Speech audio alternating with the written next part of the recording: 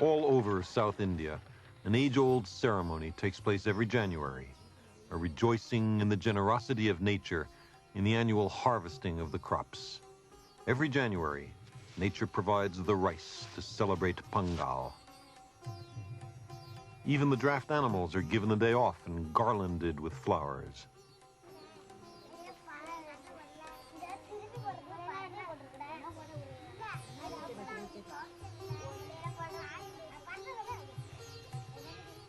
Colorful designs are painted on the ground to attract harmony and good fortune for the coming year.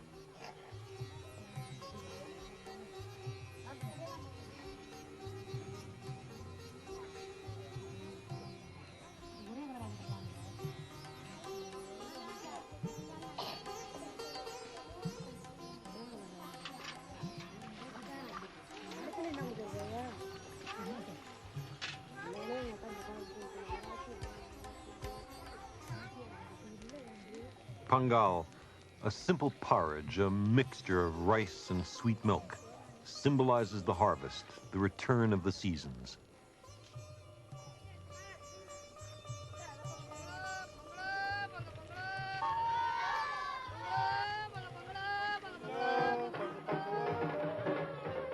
However, this is not merely a harvest festival. It has ties to an elegant and much deeper cosmological tradition.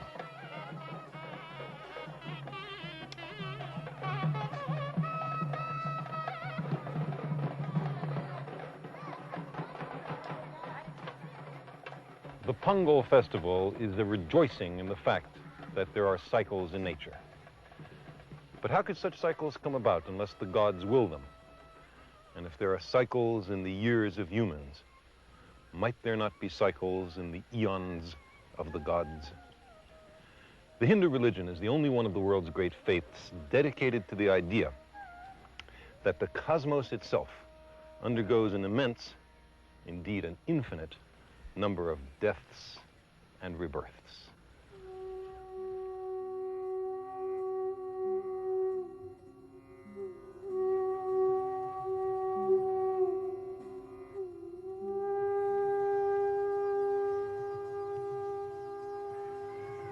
It is the only religion in which the timescales correspond, no doubt by accident, to those of modern scientific cosmology. Its cycles run from our ordinary day and night to a day and night of Brahma, 8.64 billion years long, longer than the age of the Earth or the Sun, and about half the time since the Big Bang. And there are much longer time scales still.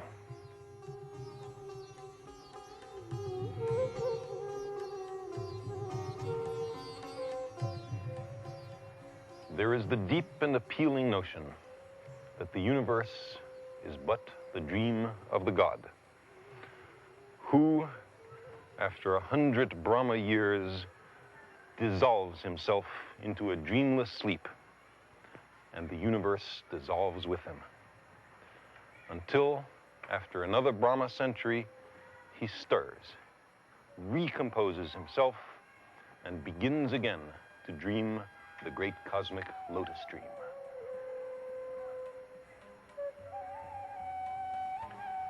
Meanwhile, elsewhere, there are an infinite number of other universes, each with its own god, dreaming the cosmic dream. These great ideas are tempered by another, perhaps still greater. It is said that men may not be the dreams of the gods, but rather that the gods are the dreams of men.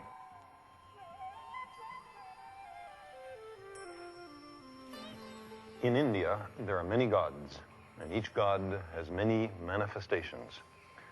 These Chola bronzes cast in the 11th century include several different incarnations of the god Shiva, seen here at his wedding. The most elegant and sublime of these bronzes is a representation of the creation of the universe at the beginning of each cosmic cycle, a motif known as the cosmic dance of Shiva. The god has four hands. In the upper right hand is a drum whose sound is the sound of creation. In the upper left hand is a tongue of flame, a reminder that the universe, now newly created, will, billions of years from now, be utterly destroyed. Creation, destruction.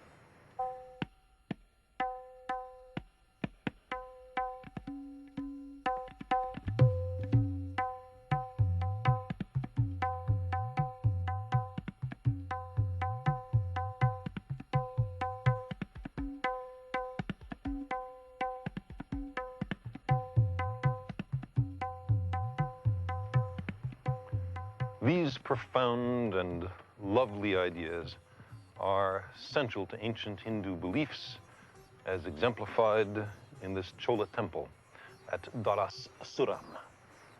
They are a kind of premonition of modern astronomical ideas. Without doubt, the universe has been expanding since the Big Bang, but it is by no means clear that it will continue to expand forever. If there is less than a certain amount of matter in the universe, then the mutual gravitation of the receding galaxies will be insufficient to stop the expansion, and the universe will run away forever. But if there is more matter than we can see, hidden away in black holes, say, or in hot but invisible gas between the galaxies, then the universe holds together and partakes of a very Indian succession of cycles: expansion followed by contraction, cosmos upon cosmos, universes without end.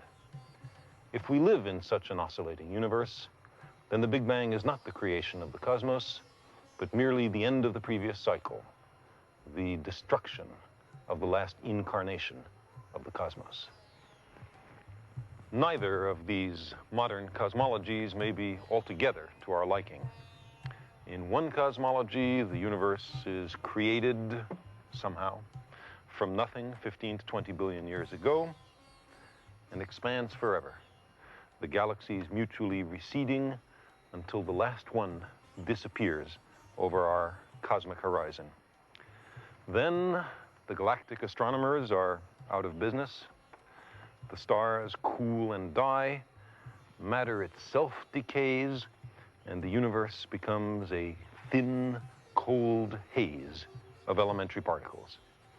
In the other, the oscillating universe, the cosmos has no beginning and no end, and we are in the midst of an infinite cycle of cosmic deaths and rebirths, with no information trickling through the cusps of the oscillation.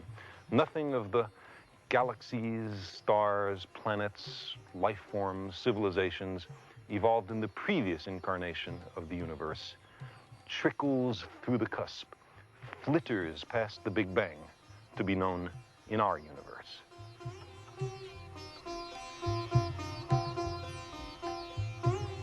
The death of the universe in either cosmology may seem a little depressing, but we may take some solace in the timescales involved. These events will take tens of billions of years or more. Human beings, or our descendants, whoever they might be, can do a great deal of good in tens of billions of years before the cosmos dies.